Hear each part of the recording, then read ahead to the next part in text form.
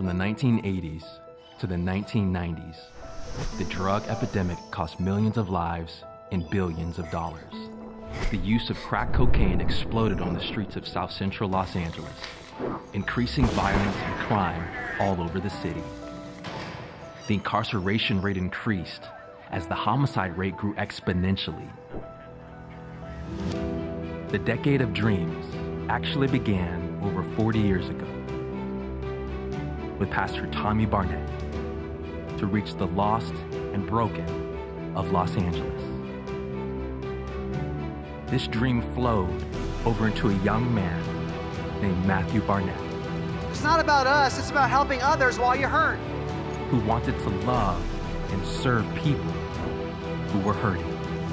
Jesus was the example of this. Whenever the pain was strongest in Jesus' life, he served the most. Matthew noticed the old, vacant Queen of Angels Hospital in Echo Park, and he saw his father's dream could become a reality. This was only the beginning. Welcome to the Dream Center. Hello, I'm Pastor Matthew Barnett of the Los Angeles Dream Center, and I'm so excited to have my wife Caroline with us on the show today. Thank you for joining us. Here at the Dream Center, we see a lot of hurting and broken people. Since 1994, when Pastor Tommy and Pastor Matthew Barnett launched the Dream Center, our mission has always been to reconnect isolated people to God and a community of support by providing basic services that address immediate and long-term needs in areas of homelessness, poverty, addiction, and abuse. When I walk through the Dream Center campus and I see all the people that God has brought here to go through the recovery programs and then stay to serve in ministries and give back, it's truly incredible to see what a person goes through and how the program helps them move forward. At any given time, we have over 700 residents from all walks of life living at the Dream Center. It doesn't matter where we've come from, how much money we've made, or even how successful we've been. When life's toughest challenges come our way, we can easily find ourselves in hopeless situations. The Dream Center offers free programs and resources for men, women, and children who are in need of a second chance. And parents receive training and services aimed at helping them gain the skill and the tools necessary to transition to independent living. And since the program began in 2008, the Dream Center Transitional Family Floor Program has served 131 families, 400 individuals. Today, we believe that the story you're about to watch will inspire you to make an impact in someone else's life. The stories of redemption and restoration that we encounter daily here at the Dream Center reveal the power and love of Jesus Christ. Because of people like you, we're able to share these transforming, inspirational stories of hope. Please consider partnering with the Dream Center so we can continue to make a difference. One of the most precious gifts that Matthew and I received is a book of thank you letters compiled by the families in our program. Each of these pages represents a family who is living on the streets, children who are living on the streets, who now have a safe place to live. I want to read one of these letters to you. Each one is incredible. Each story is so unique and so powerful. And this letter that I'm going to read was written by Brittany. It says, I just wanted to let you guys know that I am truly blessed that the Dream Center doors were open to give people like me a second shot at life. Not only is this a safe place, but this is a place building healthy relationships with other people, and most importantly, with God. Coming from foster homes, broken homes, and then forced into human trafficking and domestic violence relationships, I've always wanted a place where I can feel safe and call home. For the first time ever in my life, I actually have a home and a place I don't have to worry about looking over my shoulder. I can truly say by me being here, my dreams are finally coming true. This is the best place God could have put me for this healing and recovery time in my life. So with that being said, this is a little piece of my heart just to show you the appreciation and the gratitude I have for you and your family. I'm glad God gave you this calling, and I love you and your beautiful family. You know, when I hear this letter, it touches my heart because so many families come to LA and end up homeless in their cars. And I read an article that says that the new shanty towns of America are cars where people live. And a lot of these families lived in bus stations and gas stations and bathrooms. And when the children get here from homelessness, what happens is they first do is they jump on the bed and they can't believe that they have a place to call home. One little girl was walking home from school down the street, and another girl asked her where she lived, and she said, I live in the biggest house in Los Angeles. She said, where? She said, at the Dream Center, and she pointed to this building. Isn't it beautiful to have a place where young families in this city can call home? Today you will meet Monique. She came into our discipleship program after being abandoned and betrayed, desperate to make money any way she could to provide for her children. One troubled relationship after another, she finally decided she could not continue in the same lifestyle. Here is her story.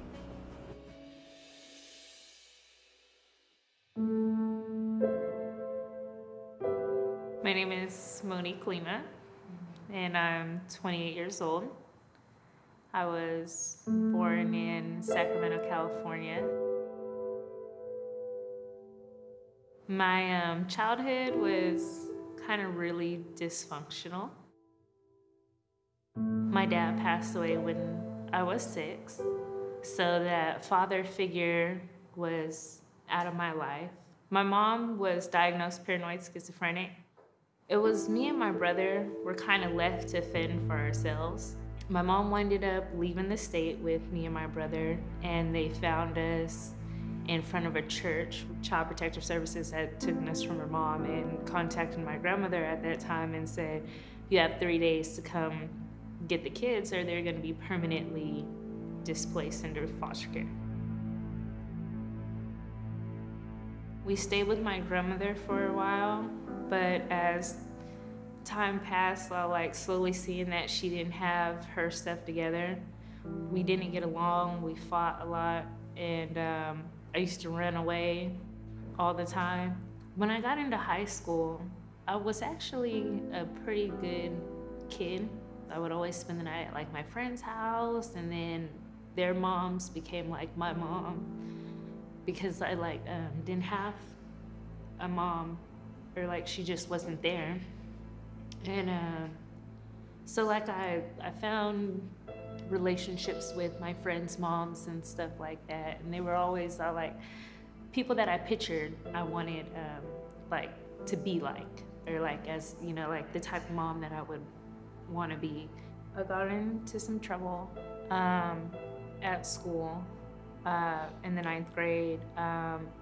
I was with a group of friends who were at Walmart, and I was the picture queen. I used to take pictures with, the portable cameras and stuff, and I was with a group of friends, and they're like, hey, why don't you just walk out with the pictures? They won't know because you have to take them up to the front to pay for them. So, of course, I walked out the door, and I was pulled back by one of the people at the store, and they were all like, okay, well, we know you didn't pay for these. Me getting in trouble that time kind of really sparked this journey that God had for me. I winded up being on house arrest, but there was still they were still smoking crack. It was still verbally abusive. All these things were still going on in the house, and so I just cut the cord one day and I just left.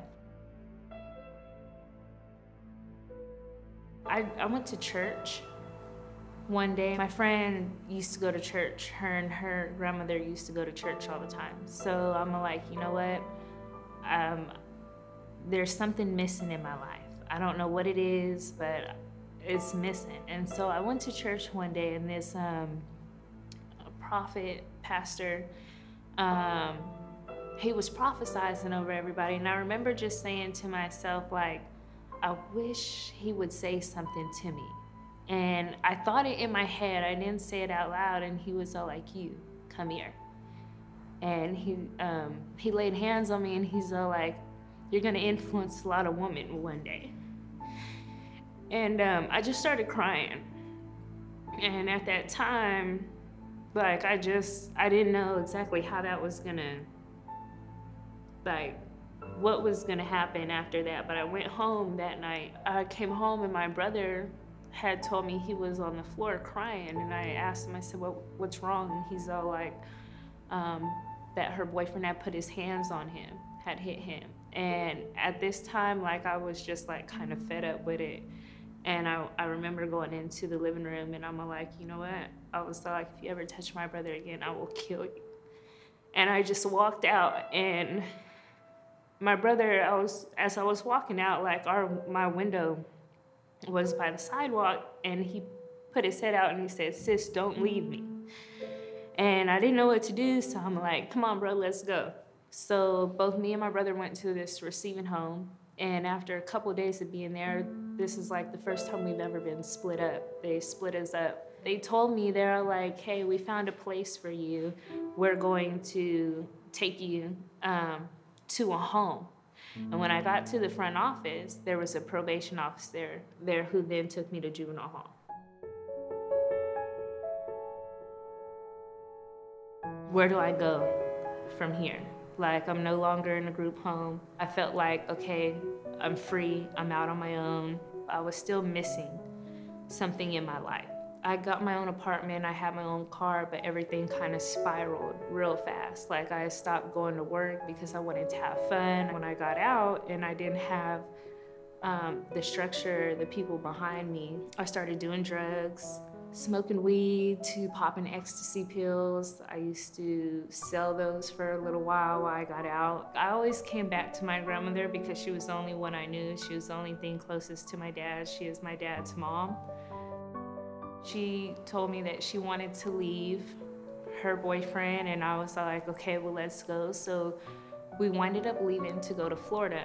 In Florida, I felt like I kind of had a new identity. I was able to be who I wanted to be. Nobody really knew me, but my past did kind of catch up with me like real fast. I met my kids' father. He's a really good man, but he is older than me. I think that kind of like played a part into the decision making that I made, as far as I thought like this was security, this was protection, this was comfort. I got pregnant when I was 19. I had my first child at 20. And it's a very beautiful little girl. Shortly after, because he wasn't living a right lifestyle, he ended up getting locked up for drug trafficking. While he was out on bail, I got pregnant again. And I had my second daughter, my other beautiful little angel. The bail, he was only out for a little while, so he did wind up receiving 15 years in prison. And when he received that time, it was like my little fairy tale was gone. Now I have 2 kids, and how do I provide for them? What do I do? How am I gonna pay bills? How am I gonna do anything? I was homeless when I first, while I was pregnant with my second child. I wasn't providing. I still felt like something was missing. So I remember meeting a girl one day from high school, and the girl was like, Monique, I'm just gonna be real with you. She's like, I'm a prostitute. At that point, to me, stuff started to make like sense, because I would like sleep with men, and at the end of the day, I wouldn't get nothing from it. And I'm like, you know what? I'm gonna have to go do what I have to do to make some money. So I actually started prostituting.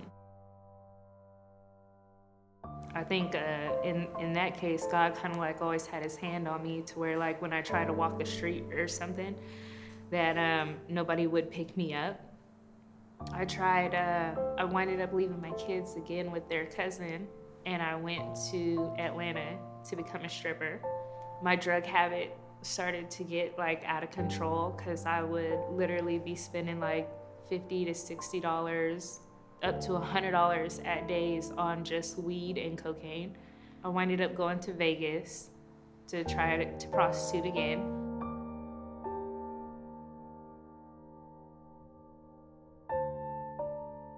I don't know, like my whole life I felt like I just been lost, just like drifting from one place to another, trying to find out who I was or where I'm supposed to be.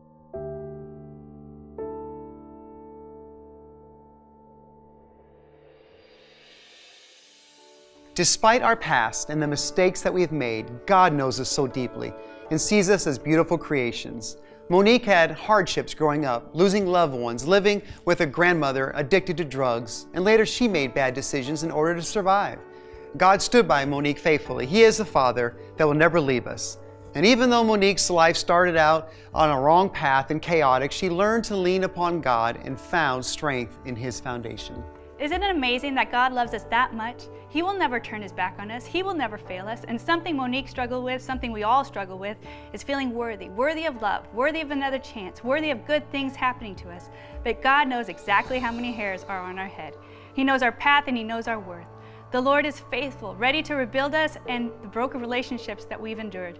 What a beautiful story of restoration. He wants to make all things new, turn our ashes into garland. The Lord is taking all of Monique's past and using it for his kingdom to serve others and encourage those who are going through the same trials, showing them there is a way out. And there is a way out. And you have the opportunity to help keep the Dream Center open 24 hours, 7 days a week. We live in the city where the pimps are working 24 hours a day. Liquor stores are open throughout all hours of the night. Everything that is meant to destroy mankind is functioning 24/7. But isn't it great that you can support a church that never sleeps? I'll never forget, when my dad and I purchased this building, we looked over the whole city and we said, what if? What if there could be a church that would never sleep, that would be open 24 hours, 7 days a week, that would take care of people's needs every day? 20 years later is because of people like yourself who go to those phones, visit the website, make a donation that keep these doors open. Think of the legacy of transformation that you are leaving with your generosity. All of our programs at the Dream Center are completely free, but it takes generous support of donors like you to keep our programs running. Please consider giving to the Dream Center and help make a difference in someone's life. Your generous contributions keep programs like discipleship, foster care and intervention, food trucks, human trafficking, Adopt a Block, and so much more going. It is because of your willingness to give that the Dream Center is able to do what we do, to help people like Monique and so many others find freedom in Christ. Maybe you are like Monique, or maybe you know someone just like her who found themselves in desperate situations. You too can come alongside to support a young man or woman, helping them and encourage them to serve the Lord with his or her life. Will you join today to help young women like Monique have a fresh start and their children? We need people like you to help us make an impact. By supporting the Dream Center, you are providing shelter, counseling, mentoring, education, foundation, and biblical teachings to so many in need. Please join us by calling in now and supporting young women like Monique. Now, let's hear the conclusion of Monique's story.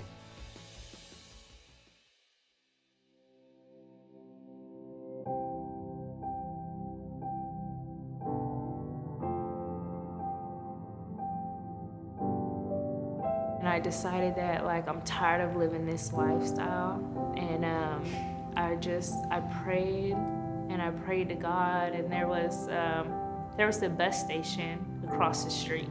I went to the bus station and I'm like, wherever this bus goes, just put me on it.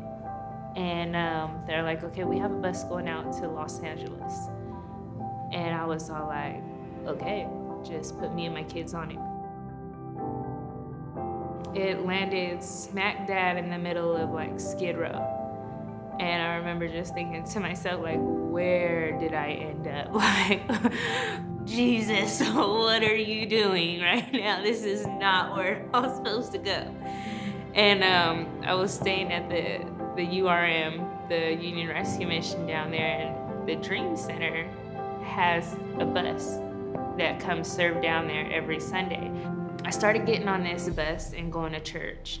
This is not a church that I would normally go to or continue going to, but something kept telling me, just go to church, go to this church. And I winded up meeting with a woman who told me about the transition, the family transition shelter. And I had spoke to staff and I was all like, I actually have to be out in a couple days, I have nowhere to go and I need somewhere to stay. They told me there was a waiting list, you have to go through a process. But I was in desperate need with my kids, out of town with nowhere to go. And so they winded up accepting me into their program. And I've been here at the Dream Center for a year now. Sunday after Sunday, Thursday after Thursday, listening to the sermons, I actually started to believe that I was worthy, that I was a human, and that I was somebody. And my staff kept pouring into me, and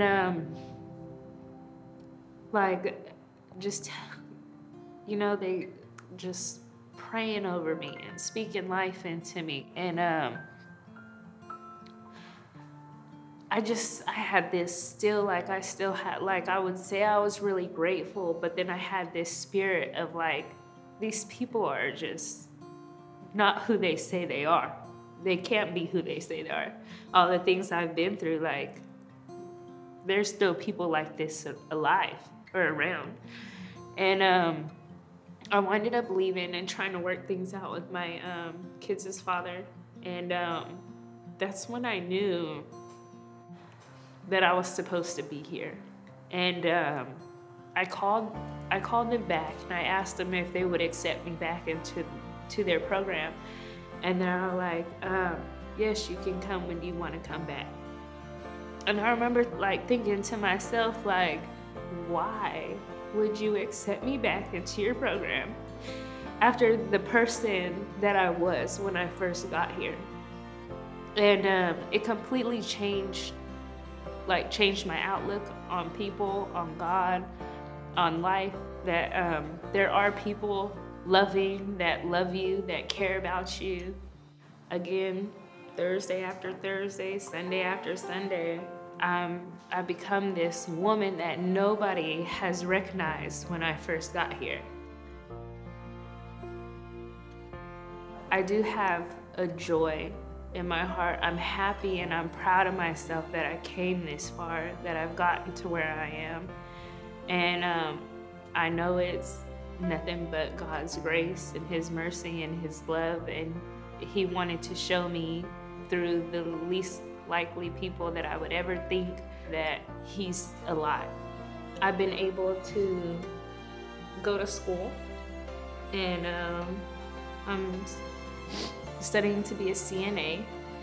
That's like something like goals that I thought were so far off. I'm actually now completing, and I feel good. I feel like so proud of myself.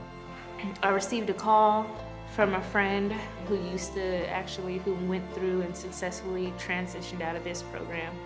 And she told me that her brother had a car that they were going to sell. I was all like, okay, well, yeah, I would like to look at it. When we hung up the phone, they called me back 2 minutes later. And she's like, Monique, I can't believe my brother, but you could have this car. And I just remember feeling like God is so real. Like, you can be walking one day, pushing your stroller up hills, thinking that you're never going to reach your goal, and God will bless you and make you keep going and push on. I've been completely blessed in so many ways being here and being in this program.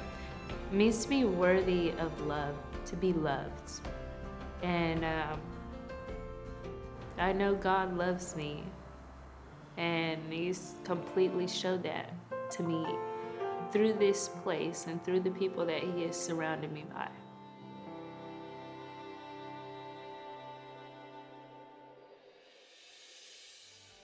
Like many of us, Monique had a lot of dysfunction growing up. She longed to be loved, truly loved. She lost many of her family members, whether through drugs or illness, and she needed a foundation, security, and support. She couldn't find it in relationships with men or with her family, and she wanted to give her children a good life. But not seeing any other way to make money, she felt helpless, desperate, having to turn to dancing and prostitution, which in turn affected her already low self-worth. Monique found herself stuck in a bad relationship, one after another. Then one day she got on a bus and ended up in Los Angeles, in the middle of Skid Row. Not sure what to do, she stayed in a shelter, but later another bus arrived that took her to church. She decided to jump on that bus and came to Angela's Temple. There she heard about the Dream Center, and afterwards her life was changed when she was welcomed on the family floor. Isn't it amazing how in the midst of our struggles, God provides a way out? We are down in the trenches, trying to find an escape, trying to find a higher ground. God is there standing right beside us, and even when everything looks dark, He lights a path right next to us. Jesus said in John chapter 8 and verse 12, I am the light of the world. Whoever follows me will never walk in darkness, but will have the light of life. In Psalms 139, 13 through 14, it says, For you created my inmost being. You knit me together in my mother's womb. I praise you because I'm fearfully and wonderfully made. Your works are wonderful. I know that full well. That's the kind of God we have. He knows us so well, so intimately. Even though we might struggle with self-worth just like Monique, God sees us as beautiful. Please consider giving to the Dream Center and helping make a difference in someone's life. Your generous contributions keep programs like discipleship, foster care, intervention, food truck, human trafficking, Adopt-A-Block, and so much more going. It's people like you who are willing to join us today to help young women and men like Monique who have experienced tragedy in their lives. Many have turned to drugs and alcohol in the process, and they want a fresh start. You are that fresh start. By supporting the Dream Center today, you are providing counseling, mentoring, education, and a foundation in biblical teaching to so many in need to help them overcome brokenness and find love. Please join us by calling today and supporting someone like Monique. You help us make it possible to serve people 24 hours a day, 7 days a week. Please consider partnering with the Dream Center, becoming a dedicated supporter of our organization, changing lives and restoring the broken. In fact, we'd love to invite you to come to the Dream Center, see our campus, and see what we're all about.